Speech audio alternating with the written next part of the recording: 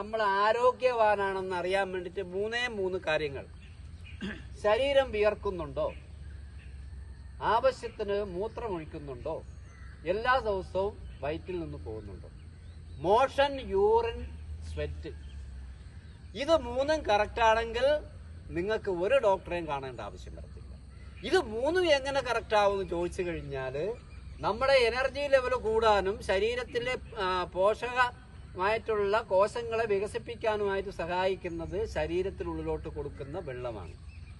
നമ്മൾ കുടിക്കുന്ന വെള്ളത്തിൽ കൊളസ്ട്രോൾ ഇല്ല, ഷുഗർ ഇല്ല, പൈസയും കൊടുക്കണ്ട വീട്ടിലാണെങ്കിൽ. പക്ഷെ ആരും ചെയ്യൂല. 20 കിലോ ബോഡി വെയിറ്റ് ഉള്ള ഒരാള് 1 ലിറ്റർ വെള്ളം കുടിക്കണം.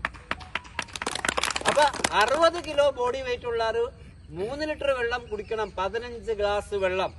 ഈ 15 ഗ്ലാസ് വെള്ളം കുടിച്ചു കഴിഞ്ഞാല് നിങ്ങൾക്ക് ഈ പറഞ്ഞ 3 കാര്യങ്ങളും കറക്റ്റ് ആവും.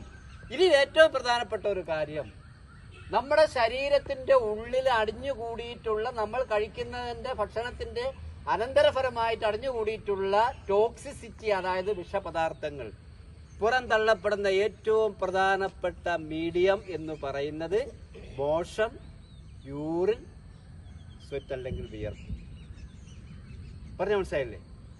അപ്പൊ വിയർക്കാത്ത ഒരു മനുഷ്യന് ഏറ്റവും കൂടുതൽ ടോക്സിസിറ്റി ഉള്ളതിന്റെ പ്രധാനപ്പെട്ട ലക്ഷണം മനുഷ്യ ശരീരത്തിൽ കാണിക്കുന്ന സ്കിന്നിലാണ്, ത്വക്കിലാണ്. നിങ്ങൾ ശ്രദ്ധിച്ചാൽ അറിയാൻ പറ്റും. വിയർക്കാത്ത ഒരു മനുഷ്യനും വെള്ളം കുടിക്കാത്ത ഒരു മനുഷ്യനും ശരിക്കും വയറ്റിന്ന് പോകാത്ത ഒരു മനുഷ്യന്റെ എന്തെങ്കിലും ഒരു സ്കിൻ പ്രോബ്ലം ഉണ്ടാവും. കാരണം ഈ ത്വക്കിന്റെ രോമകൂപങ്ങൾ വികസിക്കും വിയർക്കുമ്പോൾ. നമ്മൾ ഈ എക്സസൈസ് ചെയ്യുമ്പോൾ ശരീരം വിയർക്കുമ്പോൾ തൊലിക്കടിയിൽ അടിഞ്ഞുകൂടിയിരിക്കുന്ന കൊഴുപ്പുകൾ നിർവീര്യമാക്കപ്പെട്ടിട്ട് നമുക്ക് നല്ലൊരു എനർജി കിട്ടും. അതാണ് ഇവിടെ വരുമ്പോഴത്തേക്കിനും ഇത് ചെയ്യുമ്പോഴും നിങ്ങൾ വീട്ടിൽ പോകുമ്പോൾ നിങ്ങളെ മൈൻഡ് തന്നെ മാറും. ഇപ്പൊ വന്നുകൊണ്ടിരുന്നപ്പോഴത്തേക്കിനും പുള്ളിക്കാരൻ പറഞ്ഞൊരു കാര്യമുണ്ട്, നമുക്ക് ഇത് എങ്ങനെ ഇത് നമുക്ക് ആൾക്കാരുടെ അടുത്ത് നമുക്ക് എത്തിക്കാൻ പറ്റും എന്നുള്ള ഒരു തത്രപ്പാടിലാണ് പുള്ളിക്കാരൻ.